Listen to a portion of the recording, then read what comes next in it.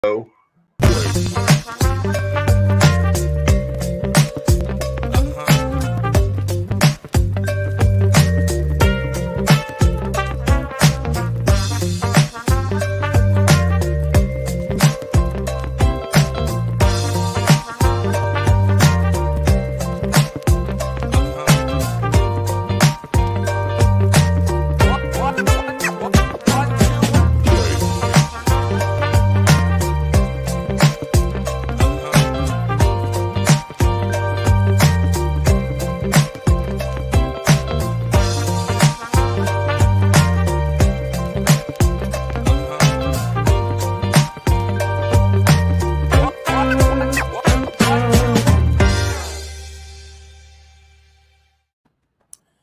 everyone, my name is Jay Staples, and currently work in the National Business Development Department for Burning Tree Programs. And what we really want to do is we want to kind of start a series here on our Facebook page and our YouTube. Feel free to like it at any time or share this video with some family members or anyone you think can benefit for this. But today we really want to talk about our family enrollment and kind of family involvement, particularly when talking about Burning Tree Ranch. And Burning Tree Ranch is just outside of Dallas, Texas. We are a long-term facility, truly long-term, working directly with chronic relapsers. And so the Burning Tree Ranch is an 8 to 14-month inpatient stay, followed by a year of aftercare. And who we have today are many of the people within Burning Tree Ranch that deals directly with families.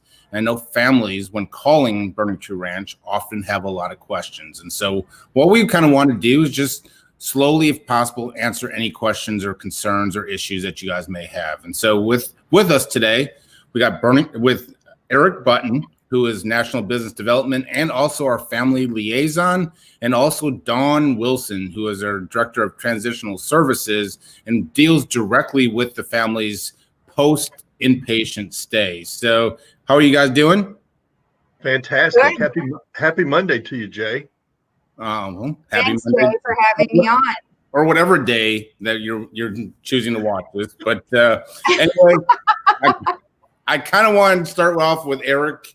Eric, so we have a family. Let's just say we have a family member that's coming into Burning Tree Ranch, and as a family member, a loved one of that client, what are they going to expect from a family perspective once their loved one admits into Burning Tree Ranch? So once their loved one admits, in a Burning Tree long-term program works with men and women, co-ed. Once your loved one arrives at Burning Tree, you're going to be immediately contacted by your admission liaison, either Olivia or John. And then you're gonna quickly hear from the clinician that's going to be working with your loved one, and starting the creating a relationship. You're going to be sent an email, a family packet, and that family packet will have all kinds of information in it. So please read over it. It's about how to ship things, what our visitation process is, how our phone call situations are, the buddy system. And then shortly after the clinician makes contact, you're going to start hearing from me. And then what I want to do is I want to start sharing with you the story of Burning Tree, who I am, who we are, and learn and start earning your trust so we can start building a relationship through truth and honesty. Average client that comes to us, and I want you to be aware of, most clients are not excited about going to long-term treatment. I would say 95% of them. And what we're going to do is work closely hand in hand with you, get shoulder to shoulder, and I'm going to schedule what we call a post-admission intervention. We like that process to happen first 4 to 6 weeks of your loved one's stay with us. And it's a process of us with the clinical team and myself, and sometimes Dawn, our transition services director and family liaison. What we're going to do is we want to create relationship and build, And then we want to give you guys a space which allows you to set boundaries with your loved one and create this team atmosphere. And then the team atmosphere is what we're going to be constantly working on building. Dawn, do you have anything to add? About that? Yeah. Yeah. I would say that typically by the time somebody comes to Burning Tree Ranch, they've been to other treatment centers. They've done 30, 60, 90-day stints. They have done extended cares or a combination of any of these things, detoxes with a sober living, whatever they have gone through prior that has not worked, that brings them to us. It's usually the family that has actually also reached its tipping point more than anything else. And so we take a moment where the family is like exhausted and out of ideas and ready to start to listen to somebody else that might be able to help them create some leverage so that we can actually get their loved one into treatment for a longer term period. And that way we can actually work with the family and the client together through that process. Obviously, we have an 8 to 14 month inpatient stay, and we have a year-long aftercare program. So that's a lot of time to be able to work with not just the client, but the family itself. And that usually only happens after failed attempts at, like I said, previous treatment centers that were 30, 60, 90, or a combination of extended cares or whatnot. So we have a chance to sit down and create leverage, which creates the ability to have somebody stay, which creates, the best possible outcome, which is hopefully, long-term sobriety.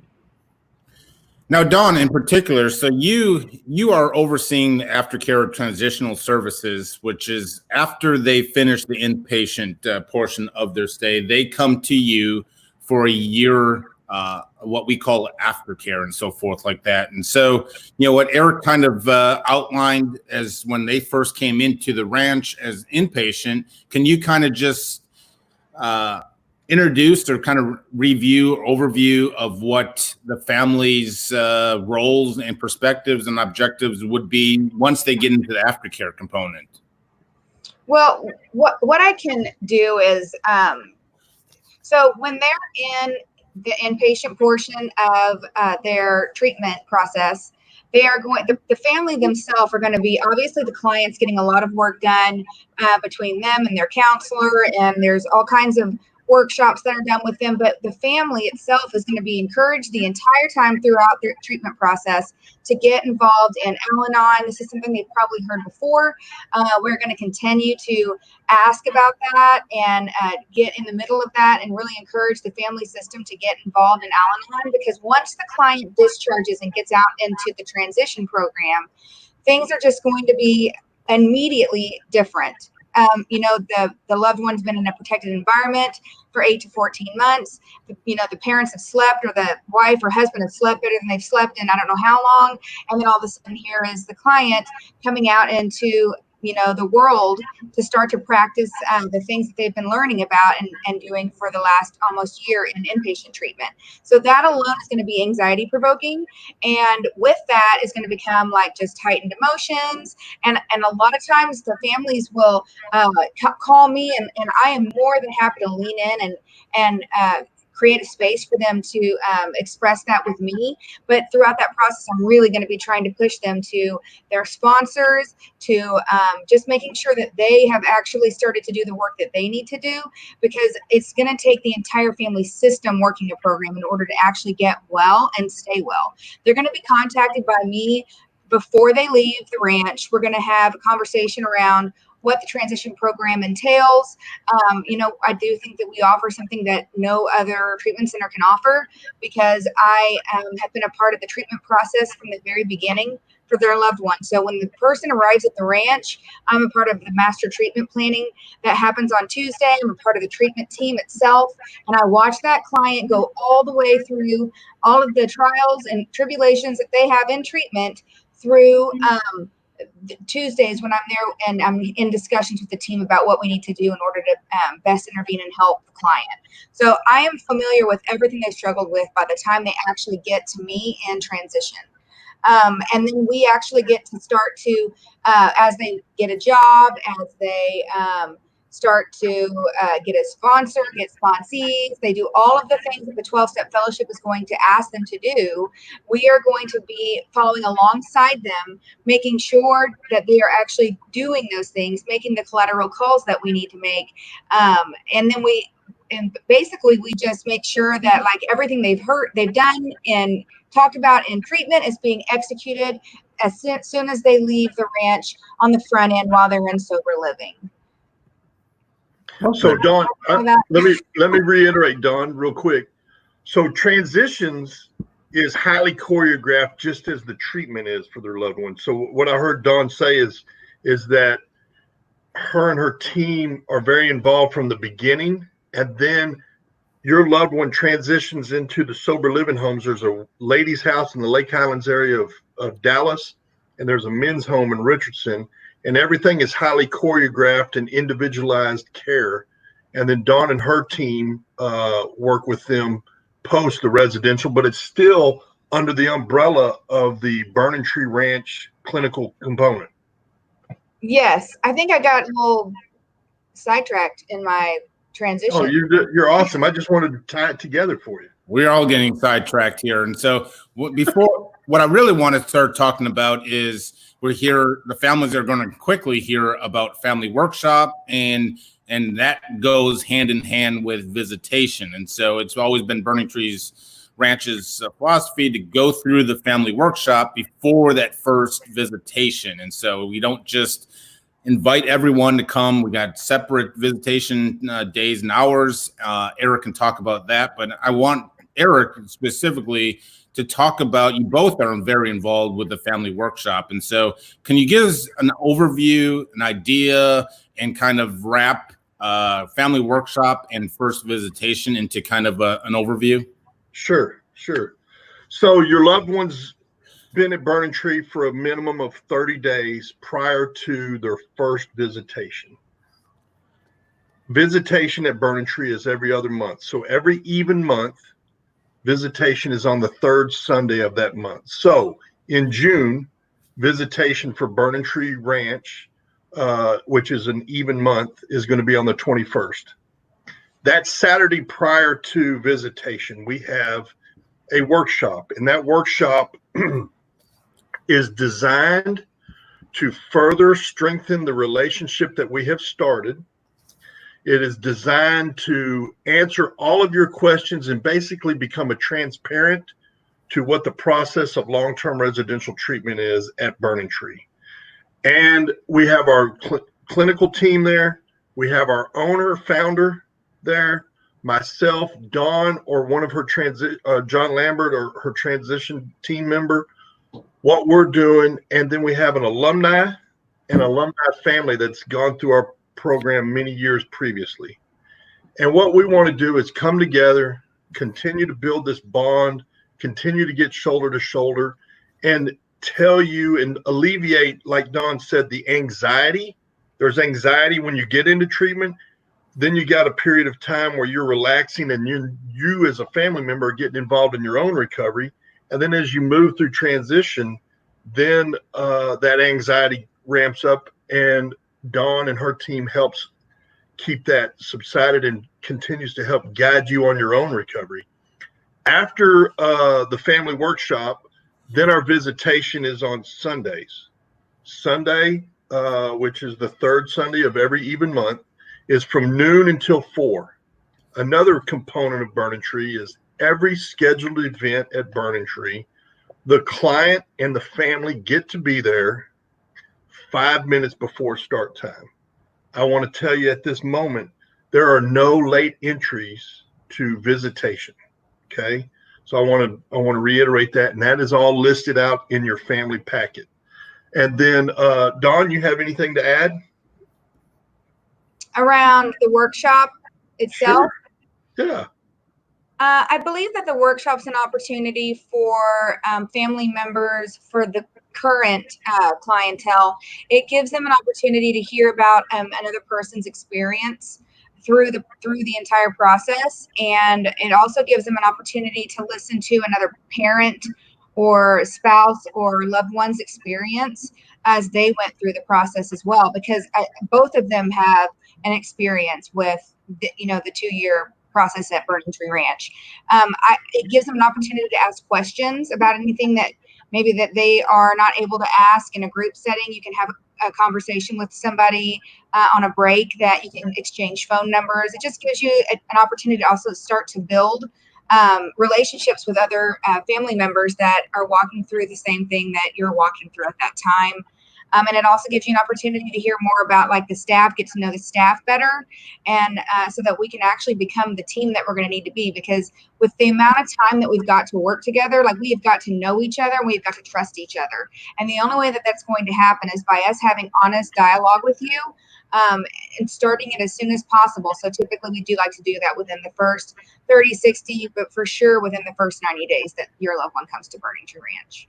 Well, you guys talked about, and it's what I love about Burning Tree Ranch and just Burning Tree in general. We're open and transparent and so forth like that. And so I know I can speak from personal experience going through in 2008. And, my parents still to this day talk about, and you guys have hit on it, which triggered my mind. And so I want to talk real briefly about it. There's a belief, and a lot of times these family members of chronic relapsers, they come into Burning Tree, and one thing that they're very, let's just say, shocked by is we're talking about rules and we're talking about rigid accountability and so forth like that. And so Burning Tree Ranch has got this kind of belief that there's a philosophy like we stand true to rules, behaviors, and so forth like that. And so can you guys talk about just from why the importance of this rigidness and these rules and this overview of this is how it's going to be? Does that make sense? Can you guys hit on the importance of having a unified message, but also the importance of having that this is how we're going to do it? Can I start with that, Eric? Do you mind? Yeah, go ahead. So with recovery in general, one of the things I could just say, with addicts and alcoholics across the board, myself, being one myself I just had 16 years of sobriety in April, is that, well, I can just speak for myself. I never took accountability, and I took no responsibility for any of the things that I had done in my life. It was always somebody else's fault. It was always somebody else's, wasn't doing something right, but I never actually owned anything myself. And one of the things I learned when I got sober, and then the thing that has been really, I think that Burning Tree does a great job of just making sure and hitting home constantly, is that we get to be responsible for ourselves. Like we create the world that we live in. And a lot of times we don't see the connection between making a bed and being sober. But the fact that it's like we tell them, hey, make your bed. So if you get up in the morning and you refuse to make your bed, that tells us something. If you get up and you make your bed heartedly, that tells us something. The rules don't apply to me, is what the client is saying. The rules don't apply to me. I'm different. Whatever the story is they're making up, that plays out in their everyday actions. And then we get a chance to see that and then show that back to them. I think that it takes a long time for addicts and alcoholics who are extremely self-centered in nature to understand how their actions around just simple chores, and just even actually owning something. Like if you did something wrong, actually saying I did that wrong, there's usually a story involved about how, well, you don't really understand. Let me give you more information so then you might see my point of view, rather than just saying, yes, I did that. So we spend a lot of time just really working with the client on owning their mistakes, taking responsibility for what they've done, making sure that they also hold their other peers responsible as well for their actions and hold them accountable, because all of that's going to be necessary to live a life sobriety long term. We're not going for a year or two of sobriety. We're talking about a lifetime existing as a person who is able to own their mistakes, be responsible, and show up for others in life. And I do think that Burning Tree does an excellent job of creating that philosophy within our walls. And then I think we do a great job. We're known in the community for how we show up once we get out, and the ways that we act within the AA community and with the community at large. That's very well said, Don. One of the things that I'd like to reiterate on is your loved one has been to, if you're coming to Burning Tree Ranch, your loved one and your family has experienced treatment previously. Our goal is to do things completely different. Our goal is to, I'm going to reiterate, is to earn your trust. And how we do that is going above and beyond. When we say we're going to do something, we do it. When we set a expectation, it's something that we get to do. And this is a process that we need your help as family members, because when you guys are showing that you're doing some things differently, it gives and provides the space for your loved one to start doing things differently. And it builds on a cohesive team atmosphere. And our goal at Burning Tree Ranch is for all of us to come together, get on a path of freedom, and move down this path of recovery, which is a life journey. It's like a marathon. There's going to be many ups and downs, twists and turns to this process.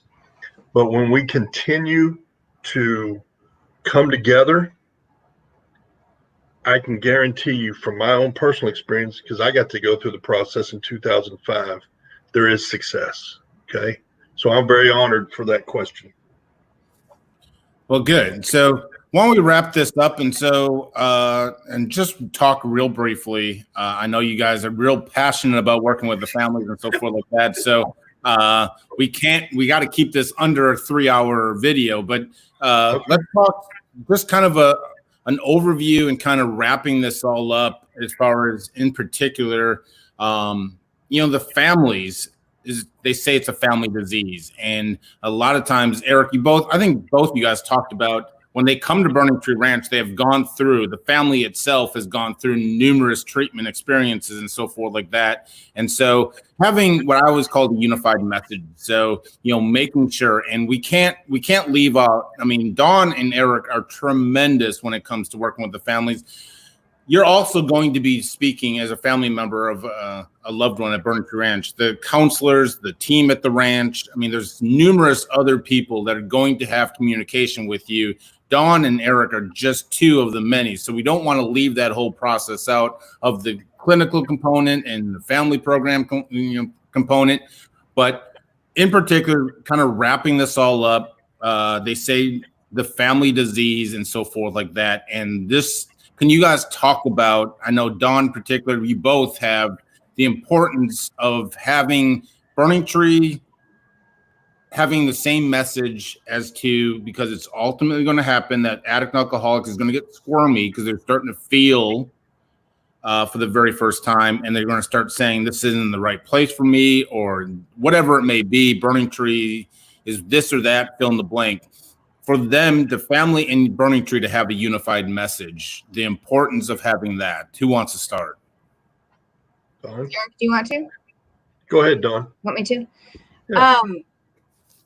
I'll try. I know I sometimes I'm not brief, Jay. I know you're talking to me. So, well, I will say that initially when we talk in the front end, especially with the transition program, and we really, it actually starts at the ranch, but we have the leverage that we need. And by the time they get to the transition program, they are usually wanting to complete for themselves. There's not a lot of leverage usually, hopefully, left in them completing the last year. But they will start to get out, and they will also start to see if the family is potentially able to, if they can get the family to be more aligned with them than staff. And so one of the things that I always try and make sure and tell the families is, especially when they get out, for us to be on the same page. Like if for some reason a family doesn't agree with something that I have said, call me and talk to me, and let's talk it out. And I can try and explain the therapeutic reason why we would have made a decision that we've made, so that you can get on board, so that we can continue to be a unified front. Because if they think that they can split us in any way, they're going to do that. And I have seen unfortunately, a lot of clients leave the process because they believe that, like, well, their parents will be okay with it. And we know in general, just from following the statistics, that clients that finish the entire program just do better. So anything we can do to continue to create a united front to keep the client here. I've seen clients that I did not know if they were going to leave here. Like, I didn't know if they were going to have the change necessary in order to have long-term recovery. And I've seen that change happen in the very last month of aftercare. And that's over a 2-year process for this one individual. So I know that the time does matter. And I know that us being together and standing together does matter in order to get the client to complete. It's imperative that we do that throughout the entire stay. I want to add on that, Dawn, and very, very, very well spoken. Burning Tree and the work that we get to do with your family and your loved one, I'd like to use the analogy. The client just didn't show up at the door. We caught them and I like using the analogy of a funnel. There's a big end on the funnel. As we walk down this process, it's all about action on all of our parts, right? As the client and the family and we move down this funnel, it gets tighter and tighter. And on the other end of it, when the client and the family are navigating uncomfortability comfortably, it's a great sign that recovery has taken hold. And on the other end, the small end of the funnel, at the end of that is total freedom. And that's what this process is about. I can't stress enough. We're going to ask you as loved ones to get into action, and we're going to help you, and we're going to be shoulder to shoulder with you. Okay. And we're very honored for you to watch this video, and we're very honored to be a part of your family's process of long-term sobriety.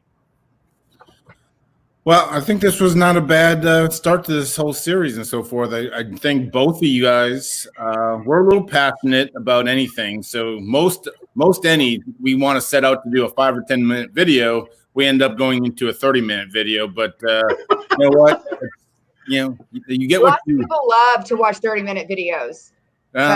Well, statistics don't tell, but we hope that if you're a prospective family member or looking into Burning Tree Ranch or anything like that, I hope this video has eased some of the concerns or issues. If you're looking for it, there is hope and help. I mean, that my biggest message through it all is when I came in 2008, there was no hope. There was the thought of no help available. And so since 1999, Burning Tree Ranch has been helping the hopeless and the helpless, the chronic relapsers. So Eric, Dawn, continue your great passion for working with the families. And thank you again for joining us. And we'll probably have another series to be on the lookout for it. Thanks, everyone. Hey, thanks, Jay. Thank you, Jay.